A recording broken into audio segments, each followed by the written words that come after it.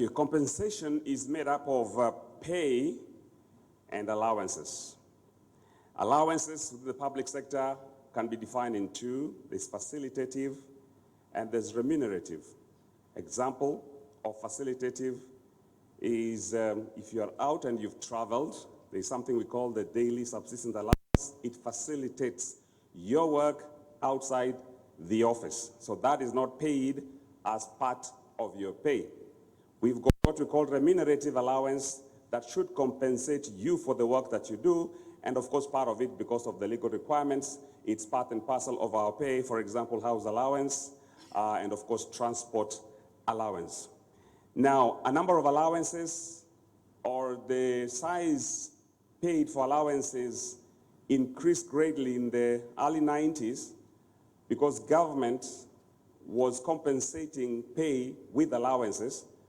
And therefore, in terms of the pension, they were saving in terms of the pension, but of course, that was a short-term plan. And therefore, from that time, we realized that there were so many allowances that were introduced, paid to people, to the extent that some of the allowances that existed that we discovered was up to the tune of about 100% of your basic pay. Now, facilitative allowance, and the number of allowances have so far increased from 31 in 1999, when we had the first evaluation of the number of allowances that are there. These were increased up to 19 in the year 2014 when we did a study. We found 159 allowances then in the year 2013, 13-14. We went further just to confirm that we have covered all the allowances before this conference, and we increased our source of information, and we discovered that we don't only have 159, there are 247.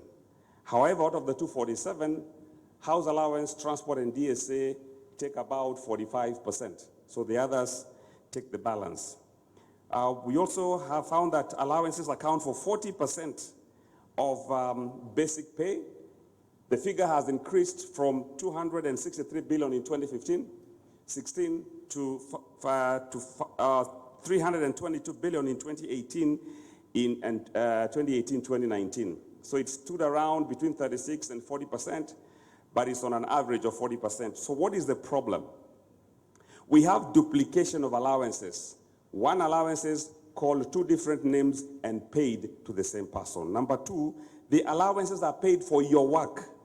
You should not be paid allowances that are incumbent in your work. I can't justify responsibility allowance when your job description says what you're supposed to do, but I add an allowance for you to do that assignment. So that is the second problem. Thirdly, is that we have conversion of facilitative allowance to remunerative allowance. Today, you can actually plan that I want to go for a trip outside the office, and you can plan once a month for a week. You'll be able to you'll have converted the facilitative allowance to remunerative allowance. Number four, we have differentiated pay for same allowances. That means there is payment, same allowance, but paid differently for different cadres in institutions. Number five, there is abuse of these allowances or false claims. Part of the discussion was that we have some of our members here who claim allowances for places where they don't come from. And that was very passionately expressed, especially from some of our CEOs who say that there is a challenge in terms of reimbursements that actually are abused. And finally, we have percentage pay based, allowances are based on a percentage, which is not correct. What were they decided, what were the recommendations? One, to develop and implement a policy framework for streamlining the management of allowances. Number two, to review and rationalize allowances in the public service to address the issues of the numbers, the rate, why they must be paid, their relevance, and eligibility. This will include scrapping old allowances that no longer serve the intended purpose. It will include reviewing allowances payable to state corporation board members to mitigate abuse and false claims. This will include issue of policy direction on whether public service is adopting a consolidated pay or a segregated pay. Thirdly, the third proposal was to streamline allowances, to consider the extent to which allowances distort relative worth of jobs.